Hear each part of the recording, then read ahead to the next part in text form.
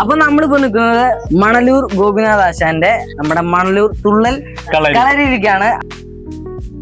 അപ്പൊ നമുക്ക് അകത്തെ കാഴ്ചകളിലേക്കൊക്കെ ഒന്ന് പോവാം. രസകരമായ കാഴ്ചകളാണ്. അപ്പൊ അകത്തോട്ടുള്ള കാഴ്ചകൾ നമുക്ക് കാണാൻ എന്തായാലും. ഗുരുവായൂരിന്റെ പുതിയൊരു വീഡിയോയിലേക്ക് എല്ലാവർക്കും സ്വാഗതം. New city lights, they shine for my face. Another passport stamp, I love the chase. From market hustle to the ocean breeze, this feeling put my restless mind at ease. See the world through my own eye, oh.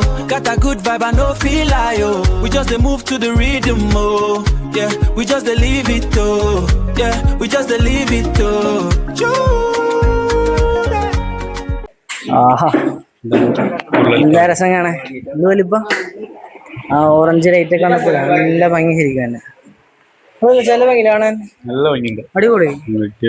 അയ്യോ, ഇവിടെയാണ് ഇപ്പോ dance അല്ല തുള്ളൽ പഠിപ്പിക്കണല്ലേ? തുള്ളൽ പഠിക്കുന്നു, ഓട്ടം തുള്ളൽ പഠിപ്പിക്കുന്ന സ്ഥലമാണ് ഇതാണ്. ഇത് മണലൂർ തുള്ളൽ കളരി 2018 ഞാൻ പോലീസ് ഡിപ്പാർട്ട്മെന്റ് വിരമിച്ചപ്പോൾ കിട്ടിയ ഒരു സമ്പാദ്യമാണ് ഈ കാണുന്നത് മുഴുവൻ. സമ്പാദ്യം. അതെ, അത് പെൻഷൻ പറ്റിയ തുക മുഴുവൻ ഇവിടെ അവിടെ പൈറ്റ് കളരിന്റെ കളരിപ്പയറ്റില്ലേ, ആ കളരിപ്പയറ്റിന്റെ ഇൻസ്റ്റിറ്റ്യൂട്ടാണ് അത്. ശരിക്കുള്ള അവിടെ കളരി ദേവതകളൊക്കെ വെച്ചുകൊണ്ടുള്ള കളരി വിളക്കൊക്കെ വെച്ചിട്ടാണ് ചെയ്യുന്നത്. അതിനപ്പുറത്ത് ചെണ്ട പഠിപ്പിക്കുന്നുണ്ട് ബ്രഹ്മക്കള സുമേഷ് മാഷ്. അതും ഒരു 3-4 ബാച്ച് ഇറങ്ങി. ഇവിടെ തുള്ളല്, കഥകളി, പിന്നെ സംഗീതം, നൃത്തം, ഇത്രയും കാര്യങ്ങൾ ഇവിടെ പഠിപ്പിക്കുന്നുണ്ട്. അത് ഒക്കെ ഓരോ അധ്യാപകരെ ഏൽപ്പിച്ചിരിക്കുകയാണ്. അവരെന്നെ ദക്ഷിണ മേടിക്കുന്നു. ഞാനിതിലൊരു രൂപ മേടിക്കുന്നില്ല, ഒരു പൈസയോ റെന്റോ ഒന്നും മേടിക്കുന്നില്ല. അവര് വരുന്നു, കുട്ടികളെ പഠിപ്പിക്കുന്നു, ആ ദക്ഷിണ കൊണ്ട് അവര് പോകുന്നു. ഞാനായിട്ട് ഒരു രൂപ മേടിക്കുന്നില്ല. അങ്ങനെയാണ് ഇപ്പൊ സ്ഥാപനം നടന്നു പോകുന്നത്. പിന്നെ ഇതേമാതിരിയുള്ള ഞങ്ങളെ കുറെ ആൾക്കാർ വരെ അവിടെ വന്നിരുന്ന് എന്തെങ്കിലുമൊക്കെ ഒന്ന് കാണും. ഇവിടുന്ന് ഈ തുള്ളല് പഠിച്ചിറങ്ങിയിട്ടുള്ള കുട്ടികള് ഒരു പ്രൊഫഷണൽ രംഗത്ത് തന്നെ 10-15 കുട്ടികളുണ്ട്. പിന്നെ ഓരോ വർഷം ഒരു 40 കുട്ടികളെ വെച്ചിട്ട് കലോത്സവത്തിന് ഇറക്കും. ഇതേപോലെ ഒരു മോള് ഇവിടെ പുതിയത് തുടങ്ങിയിട്ടുണ്ട്. അവിടെ ക്ലാസ്സിന് വന്നിരിക്കുന്നുണ്ട്. അവ ഒന്ന് പരിചയപ്പെടാം. അവള് കളരിയിലേക്ക് വന്നാണ് ആ കുട്ടി. അവരൊക്കെ പ്രൊഫഷണൽ ആയിട്ട് പഠിക്കുന്നവരാണ്. എങ്ങനെ മോളുടെ പേര്? കീർത്തിലക്ഷ്മി. ഇവിടെ തന്നെയാണോ വീട്? മുള്ളൂർക്കര കേട്ടില്ലേ? മുള്ളൂർക്കര അല്ല, മുള്ളൂര്. അപ്പൊ അങ്ങനെയാണ്. അപ്പൊ എല്ലാവർക്കും വളരെ സന്തോഷം വന്നതിൽ, വീണ്ടും സന്തോഷം. അപ്പൊ ഞാൻ വന്നതിൽ നിങ്ങൾ വർത്തയിൽ വേറൊരു കാര്യം കൂടി ഉണ്ട്. പറഞ്ഞോളൂ.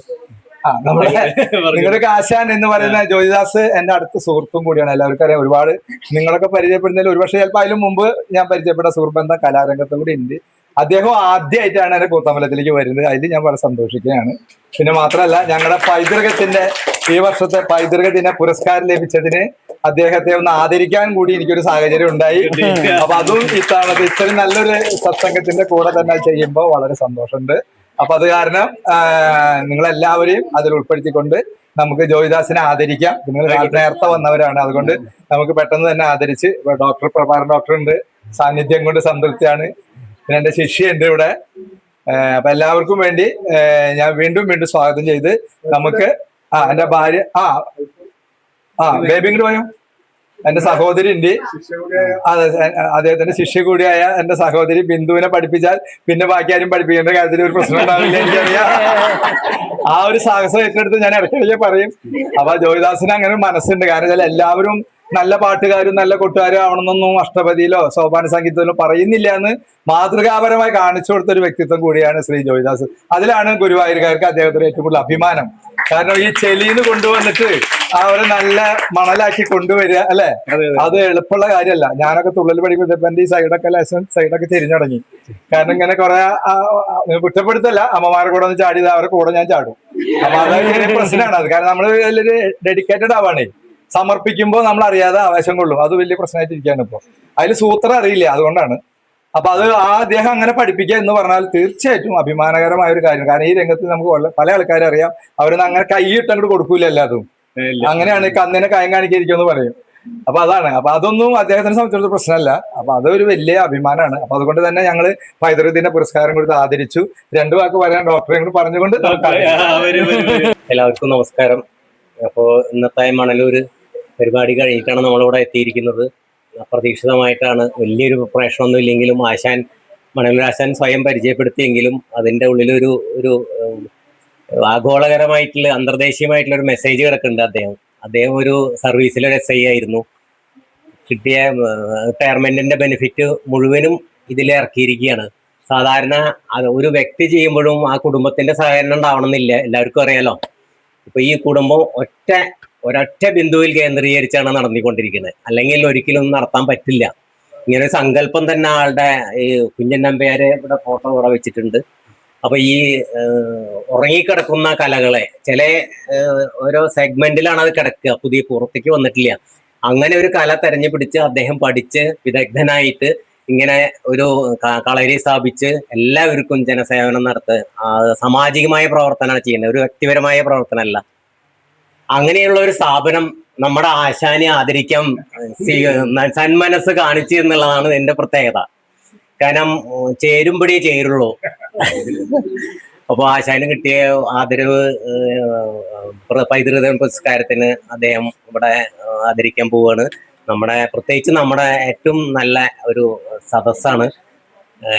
ആശാന്റെ എല്ലാ ശിഷ്യന്മാരും ഒതുങ്ങിയിട്ടുള്ള ഒരു സദസ്സാണ്. അപ്പോൾ കൂടുതൽ ഇതിന്റെ ഈ ആദരവ് പരിപാടി തുടങ്ങട്ടെ. എൻ്റെ പൈതൃകത്തിന്റെ പേരിലും എൻ്റെ വ്യക്തിപരമായും എല്ലാ ആശംസകളും നേരുന്നു. നിങ്ങൾ ഇവിടെ കണ്ടു പഠിക്കണം. ഇതിൽ നിന്ന് നമുക്ക് നേടാൻ പറ്റുന്ന കുറേ കാര്യങ്ങളുണ്ട്, നമുക്ക് നഷ്ടപ്പെട്ടു പോയ കുറേ കാര്യങ്ങളുണ്ട്. അത് തിരിച്ചു പിടിക്കാൻ എങ്ങനെ പ്രായോഗികമായി ചെയ്തിട്ട് വിജയിച്ച ഒരു വ്യക്തിയാണ് തുള്ളൽ ആശാൻ. അപ്പോൾ ആശയം മാത്രമല്ല, അത് പ്രായോഗികമായിട്ട് ചെയ്ത് പറ്റും എന്നുള്ളതാണ്. ഇതിൽ നിന്ന് കുറെ കാര്യങ്ങൾ നമുക്ക് പഠിക്കാണ്ട്. ഓരോരുത്തരും ഇതിങ്ങനെ ഓരോ കലയുമായി ബന്ധപ്പെട്ടുള്ള ഒരു ട്രിഗർ ചെയ്യണം. ബ്രെയിനിൽ ഏതെങ്കിലും ഒരു സംഗീതം എപ്പോഴും ഉള്ളതാണ്. സാമവേദവും ആയിട്ടുള്ള സൂക്ഷ്മതലത്തിൽ ബ്രെയിനിൽ കിടക്കുന്നുണ്ട് എല്ലാവരുടെയും. ഇന്ത്യക്ക് ഭാരതീയ മനസ്സിൽ അത് ഉള്ളതാണ്. അതൊന്ന് പോളിഷ് ചെയ്തെടുക്കുക വേണ്ടു. പോളിഷ് ചെയ്യാൻ പറ്റുന്ന ഒരു വേദിയാണ് ഇത്. ഇത്തരം വേദികൾ നമ്മൾ നഷ്ടപ്പെടുത്തരുത്. നമ്മൾ ഭാഗ്യവാന്മാരാണ്. കാരണം ഇങ്ങനെ ഒരു വേദിയിൽ നമ്മൾ എത്തിപ്പെടാനും, ചേച്ചിയൊക്കെ ഭയങ്കര കോട്ടുവയ്യൊക്കെ ഇടുന്നുണ്ട്, ക്ഷീണമുണ്ട്, പാട്ട് വളരെ നേരത്തെ വന്നിട്ടുള്ളതാണ്. എങ്കിലും ഒരു ഊർജം കിട്ടുമ്പോഴുന്നെന്ന് ഉറപ്പാണ്. കൂടുതൽ ദീർഘിപ്പിക്കുന്നില്ല. എല്ലാവർക്കും ആശംസകൾ പറഞ്ഞുകൊണ്ട് നന്ദി, നമസ്കാരം. നിങ്ങളുടെ എല്ലാവരുടെയും ഹൃദയത്തിൽ ചേർത്ത ഈ നൂല് കൊണ്ടുണ്ടാക്കിയ ഈ പൊന്നാട ഞാൻ നിങ്ങൾക്ക് എല്ലാവർക്കും വേണ്ടി ഞാൻ സമർപ്പിക്കുകയാണ്.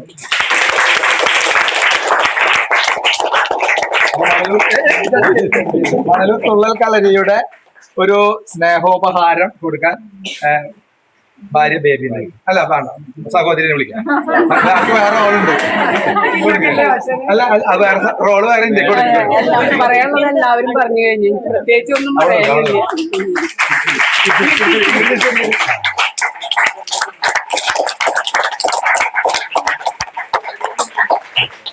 ഞാൻ എൻ്റെ ഒരു ഓർമ്മക്കുറിപ്പുകൾ, ജീവിത കുറിപ്പുകൾ എഴുതിയ ഒരു പുസ്തകം കഴിഞ്ഞ ദിവസം പ്രകാശനം ചെയ്തിരുന്നു. ഓട്ടം തുടങ്ങിയ കഥ എന്നാണ് അതിന്റെ പേര്. അതായത് ജീവിതത്തിന്റെ ഓട്ടം തുള്ളലും കൂടി ഒരുമിച്ച് കൊണ്ടുപോയ എൻ്റെ ഒരു ഏകദേശം ഒരു 6 പതിറ്റാണ്ട് കഴിഞ്ഞ ജീവിത കാര്യങ്ങളിൽ അടക്കം ചെയ്തുകൊണ്ടൊരു പുസ്തകം. ഏകദേശം ഒരു 100 പേജുണ്ട്. അത് ഓട്ടം തുടങ്ങിയ കഥാ പുസ്തകം സിബി മലയിൽ പ്രകാശനം ചെയ്തു. വീണ്ടും ഒരു പുനർപ്രകാശനം പൈതൃകം ചെയ്തു. അപ്പൊ എല്ലാവർക്കും വേണ്ടി ആ ഒരു പുസ്തകം കൂടി എൻ്റെ ഭാര്യ അവർക്ക് കൊടുക്കാം. ഈ പുസ്തകം 150 രൂപയാണ് വില. 100 രൂപ വെച്ച് നമ്മളെല്ലാവർക്കും കൊടുക്കും. ആവശ്യമുള്ളവർ നമ്മുടെ മുമ്പിൽ ഓഫീസുമായി ബന്ധപ്പെടുക.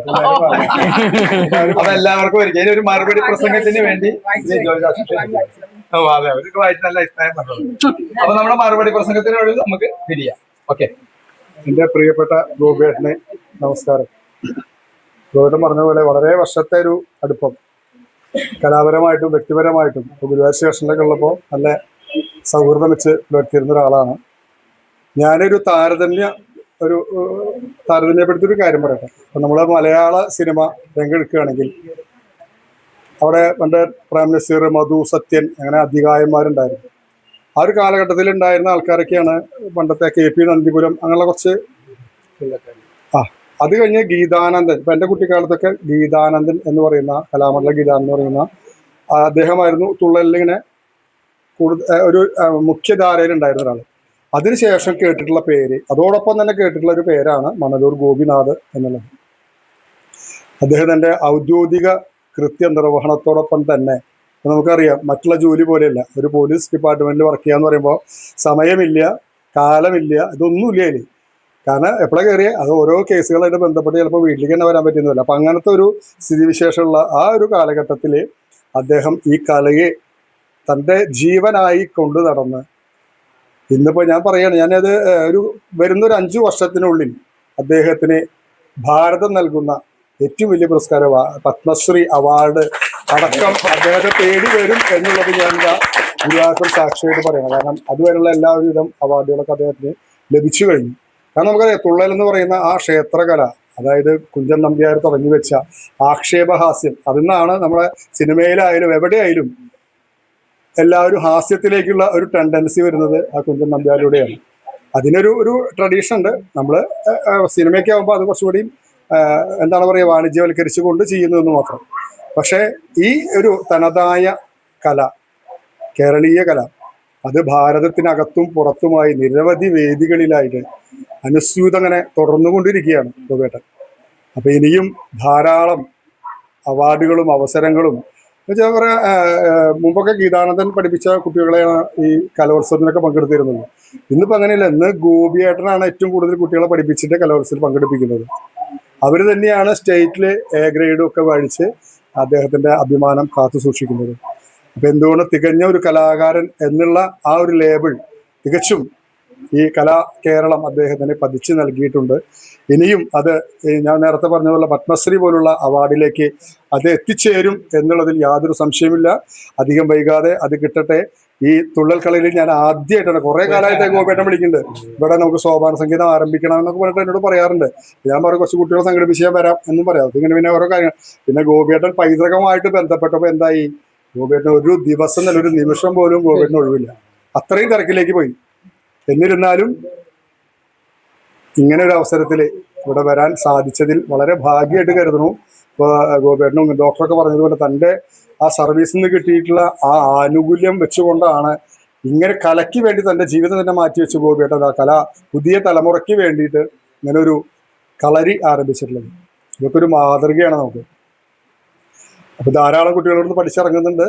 അങ്ങനെ ഈ സോപാന സംഗീതം പോലെ തന്നെ തുള്ളലും അതും ഒരു വലിയ വലിയ കലയായിട്ട് ഇങ്ങനെ ഒരുപാട് വിദ്യാർത്ഥികളെ അതിലേക്ക് ആകർഷിച്ചു കൊണ്ടുവരികയാണ്.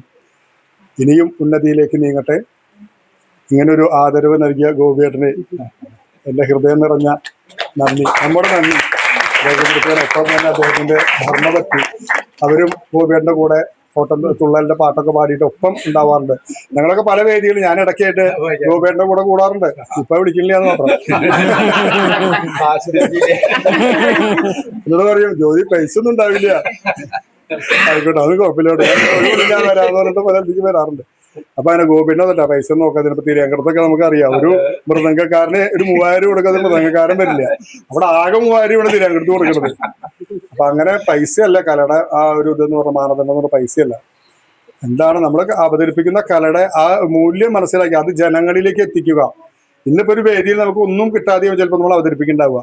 പക്ഷെ അത് കണ്ടുകൊണ്ട് നമുക്ക് വേറെ നിരവധി വേദികൾ നമുക്ക് ലഭിക്കും, നമുക്ക് അംഗീകാരം ലഭിക്കും, നമ്മളതിനെ കൂടുതൽ ആൾക്കാരെ അറിയും. അതൊക്കെ തന്നെയാണ് ഈ കല കൊണ്ടുള്ള ഒരു ഗുണം എന്ന് പറയുന്നത്. എന്തായാലും ഇനി അധികം നീട്ടുന്നില്ല. എല്ലാവർക്കും ഗുരുവായൂരപ്പന്റെ അനുഗ്രഹം ഉണ്ടാവട്ടെ. ഗോപിയേട്ടന്റെ സഹോദരി ഒരു കലാകുടുംബമാണ്. ഞാൻ മനസ്സിലാക്കിയത് കലാകുടുംബമാണ്. ആ ഒരു കഴിവ് സഹോദരിക്ക് കിട്ടി, ബിന്ദു ചേച്ചിക്ക് കിട്ടിയിട്ടുണ്ട്. എന്നോട് പറഞ്ഞ തമാശ പറഞ്ഞു, അവളൊക്കെ പഠിപ്പിക്കുന്ന ജ്യോതിനെ സമ്മതിച്ചിട്ടാണ്. എന്തായാലും അസാധ്യമായിട്ട് നല്ല ഉഷിരോട് കൂടിയിട്ട് ആള് കൊട്ടി പാടുന്നുണ്ടെന്നുള്ളതാണ് എനിക്ക് മനസ്സിലാക്കാൻ സാധിച്ചത്. അതുപോലെ മകനിപ്പോ എൻ്റെ അടുത്ത് പഠിക്കാൻ വന്നിട്ടുണ്ട്. എല്ലാവരും ഈ കുടുംബത്തിലെ എല്ലാവരും കലാകാരന്മാരാണ്. ഇനിയും ഒരുപാട് ഉന്നതിയിലേക്ക് ആ കുടുംബം നീങ്ങട്ടെ. ഒരുപാട് അംഗീകാരങ്ങൾ സർക്കാരിന്റെ ശ്രദ്ധയിലേക്ക് വരട്ടെ. നല്ല നല്ല അംഗീകാരം കിട്ടട്ടെ എന്ന് ആത്മാർത്ഥമായി പ്രാർത്ഥിക്കുന്നു. മുറ്റത്തു കൊണ്ടൊന്നു താടിച്ചു മണ്ടിച്ച് തെറ്റൊന്നെടുത്ത പുടവ വലിച്ചൊഴിച്ച അറ്റമല്ലാതുള്ള അപരാധവും ചെയ്തു. കണ്ണും മിഴിച്ചെന്ന് കണ്ടു നിന്നിടുന്ന ഒണ്ണത്തടിയനാം ഇവന്റെ പരാക്രമം. അങ്ങു കാശിക്ക് പോയോ കതിക്കാ മൃഗോദര, അരക്കാശിന് പോലും വില പിടിയാത്തിവൻ, കാശിക്കു പോയാലും വലിയൊരു നല്ലത്. തന്നെ മുന്നിൽ തന്നെ നാം പുരുഷൻ, തന്നെ പെണ്ണിന്റെ വസ്ത്രം തൊടും നേരം ഒന്നും മനങ്ങാതെ നിൽക്കയോ വേണ്ടത്. ചെന്നങ്ങിവനെ പ്രഹരിക്കയോ ഗുണം, ചെന്നങ്ങിവനെ പ്രഹരിക്കയോ ഗുണം, മിടുക്കും ശൗര്യവുമെല്ലാം ഒടുക്കം നാസ്തിയാം നിന്റെ കടക്കണ്ണും ചുമത്തിക്കൊണ്ടടുക്കും.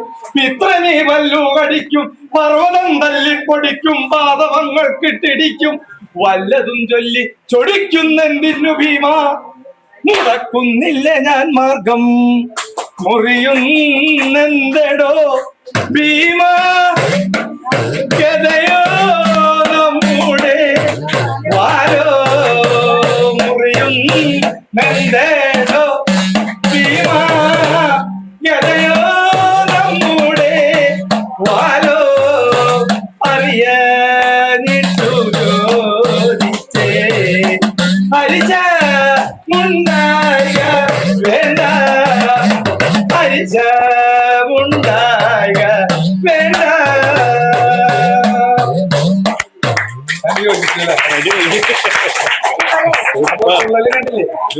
ഈ ഭാഗം എന്നോട് അവർ പറഞ്ഞ കാരണം ആ ഭാഗത്തിലേക്ക് വന്നത് അറിയില്ല. ശരി, ഓക്കെ. അപ്പൊ അദ്ദേഹത്തിന്റെ രണ്ടുപേരും നമുക്ക് വലിയ ഭാഗ്യമാണ്. കൂത്തമ്പലത്തിൽ ജോയിദാസിന്റെ ഒരു 4 വരി ഈ ഇവിടെ വാങ്ങട്ടെ.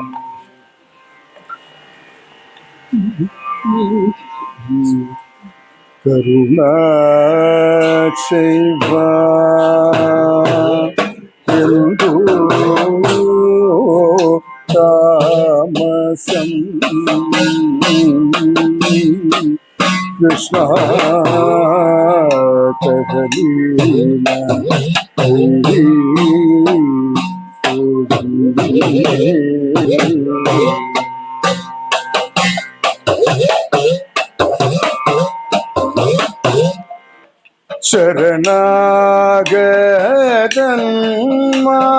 ശരണാഗതന്മാർക്കിഷ്ട വരദാനം ചെയ്തു ചമേ, ശരണാഗതന്മാർക്കിഷ്ട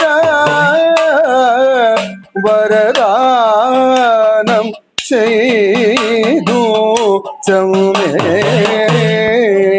ഗുരുവായൂരം തന്നി മരുവുമഖില ദുരിതകരണ ഭഗവൻ.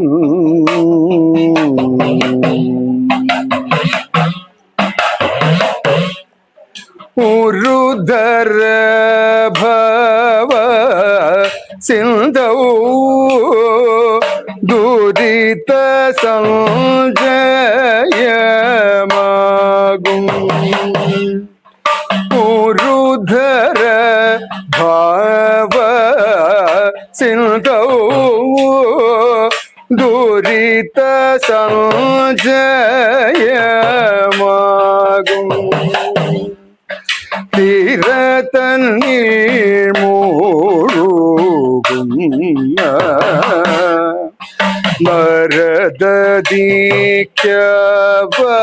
മരദീക്യവലംബം,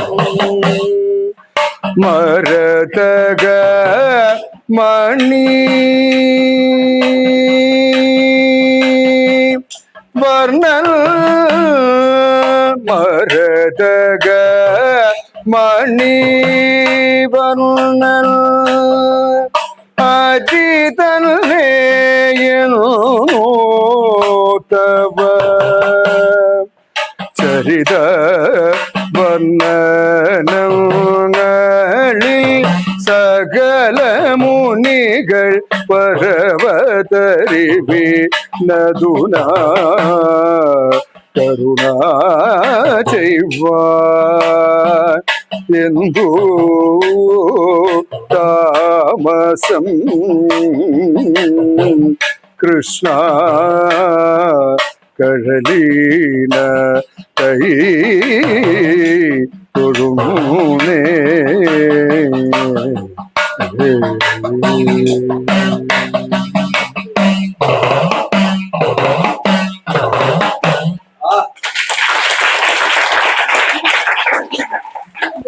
അപ്പൊ നമ്മൾ ഇത്ര നേരം കണ്ടുകൊണ്ടിരുന്നത് മണലൂർ ഗോപിനാഥ് ആശാന്റെ കൂടെ ഉള്ള കുറച്ച് സംസാരങ്ങളും ചരിത്രങ്ങളും അതിന് പുറകുള്ള കാര്യങ്ങളും കുറച്ച് തമാശകളാണ് കേട്ടോണ്ടിരുന്നത്.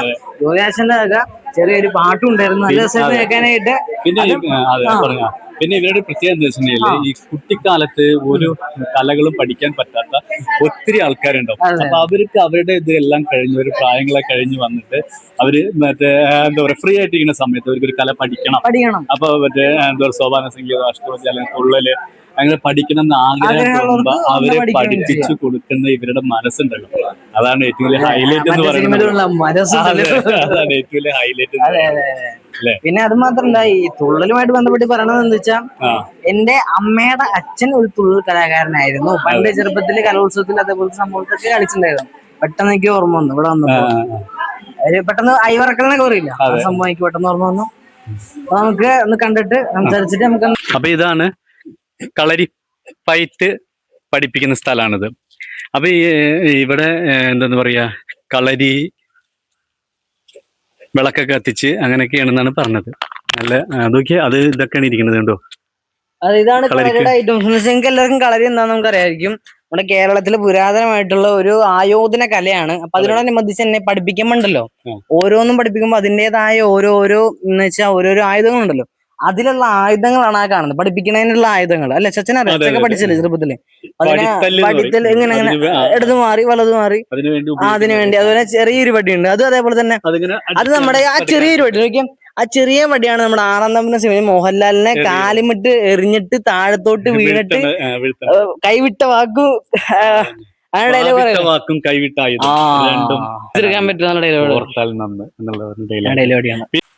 മണലാശം പറഞ്ഞല്ലോ ഇവിടെ ചെണ്ടയും പഠിപ്പിക്കണമെന്നാണ്.